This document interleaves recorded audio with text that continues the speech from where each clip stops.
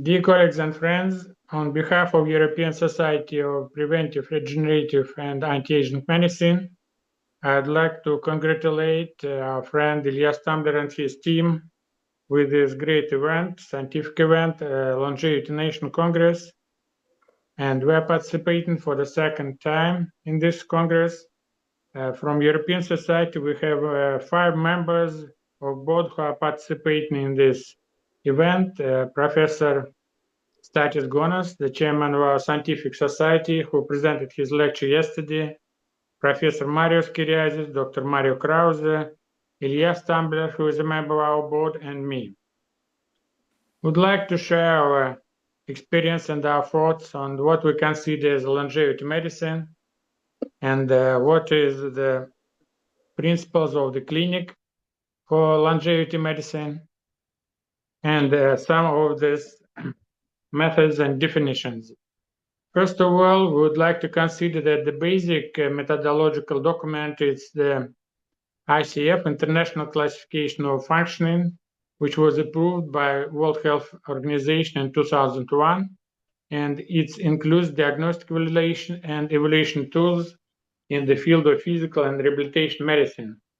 Also, what is important for us, it's documents of United Nations Sustainable Development Goals, which was approved for the first time in 2015, and followed by World Health Organization Global Strategy and Action Plan on Aging and Health.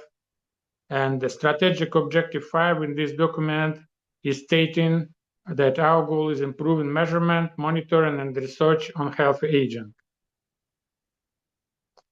And due to the concept which was approved by European Society of Anti-Aging Medicine, we have several decades. In 2002, we had only clinical medicine, and we followed detection of the problems in the organism and were looking for the organ which is responsible for this problem. But then in 2003, we got revolution in the medicine with getting the first full sequence of genome. And with this revolution, we planned that in 2022, we will arrive at molecular medicine or biomedicine. And at this level, we will not only consider organ and its problem, but also we will look for the cell, genes, and environment, and comes to arrive at the new story, which we call epigenetics. And the longevity medicine is the future of our roadmap.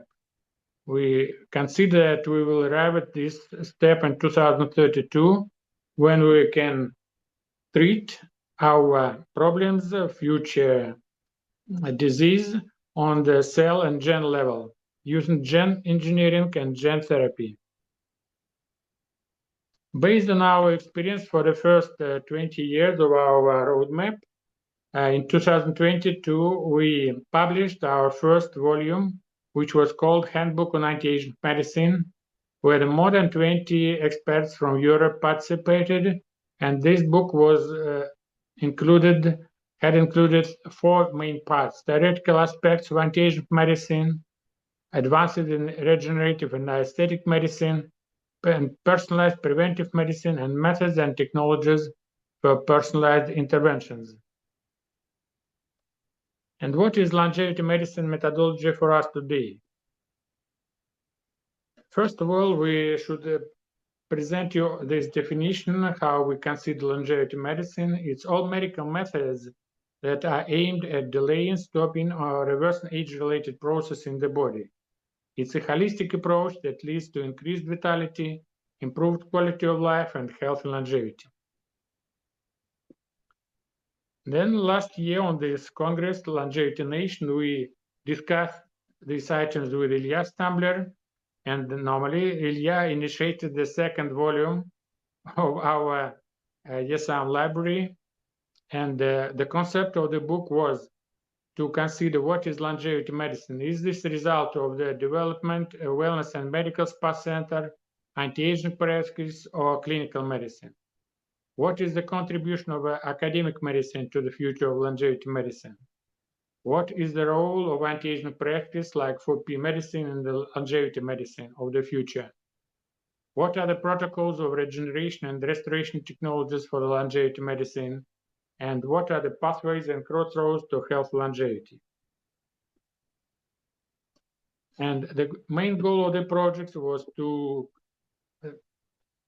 make our vision on the philosophy, structure, methods and technologies, practical protocols, and guidelines for the physicians of the future.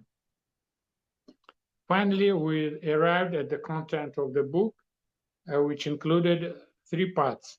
This time it was clinical aspects of longevity medicine, part 2, components of success of the longevity clinic, and part 3, the concept on longevity medicine development. In the first part, we would like to consider the immune aging, and this chapter was presented by Professor Calagera Caruso from Italy and his team.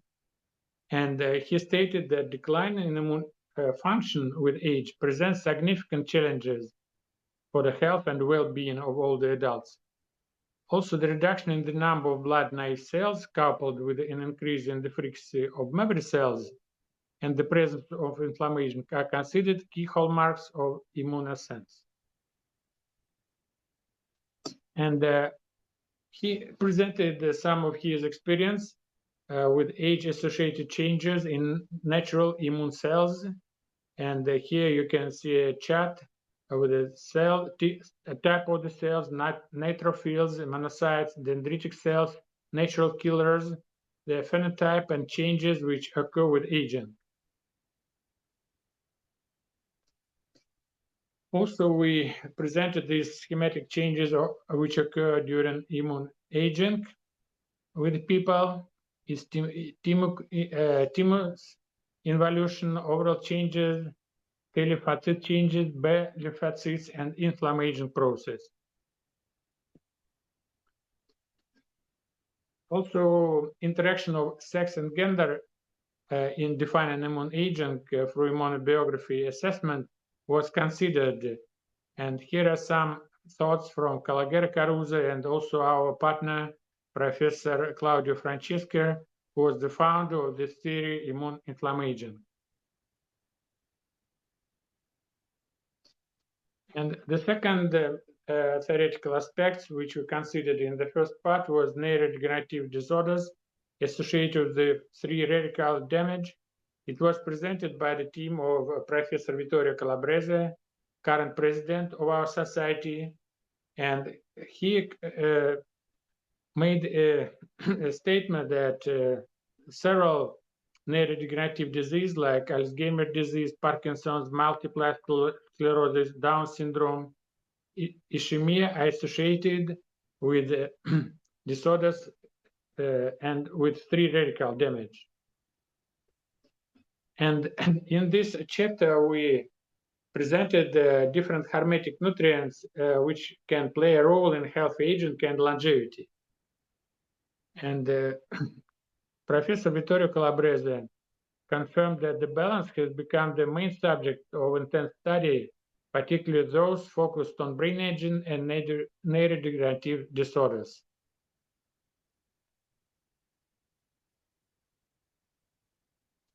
And this process is accomplished by a complex network of the so-called longevity assurance process, which are composed of several genes termed by Vittorio Calabrese like Vita genes.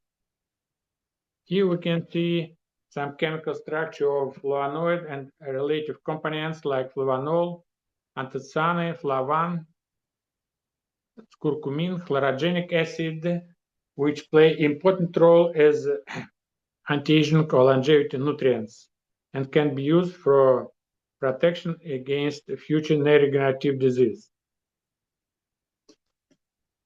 In part 2, we considered the experience of the Wellness Academy group headed by our ISAM Asia director, Professor Mike Chan from Malaysia, who shared his experience in creating wellness clinics.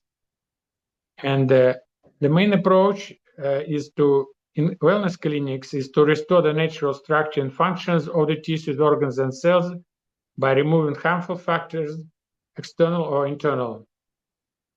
They have their own proprietary health management concept based on diagnosis, detox, repair, and rejuvenate. And diagnosis include genetic screening, body composition, biological age study, physiological tests, stress detection, and different other items.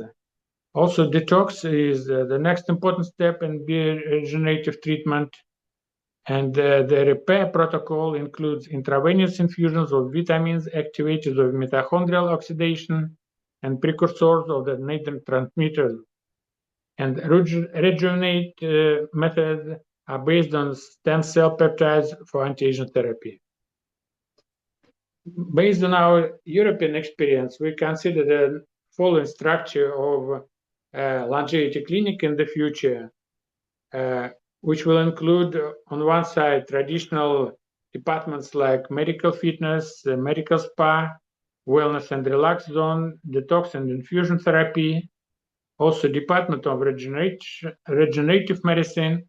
But first of all, it's preventive department, which will include preventive cardiology specialist, preventive neurology, preventive oncology, which we mentioned in the previous lecture of Dr. Mario Krause, dermatology, endocrinology, ophthalmology, and dentistry.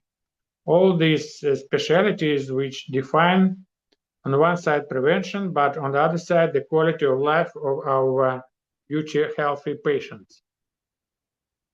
And the part 3 is the main part of our colleague today, Ilya, who first of all presented us the longevity ecosystem in Israel with many official bodies like Ministry of Health, Ministry of Science and Technology, the Planning and Budgeting Committee of the Council for Higher Education, the Israel Innovation Authority, Israel Science Foundation, and others who are participating in the Israel ecosystem, which may be an example for other countries to follow. And finally, last month, we arrived with the handbook on longevity medicine, the roadmap. This roadmap we planned for 2030, and now you can find this book in social medias, in internet. And I'm very proud that the team with more than 25 specialists from European countries, from North America, from Asia participated in this book. And the majority of these offers were presented during these days of the Longevity Nation Congress. Here are the members of our board of European Society of Anti-Aging Medicine, and it's the Clinic Real Life Active Longevity Institute, where I'm now managing as a scientific director and implementing all the methods, technologies, and the principles which I presented in my short presentation. Thank you very much for your attention. Thank you. Any questions?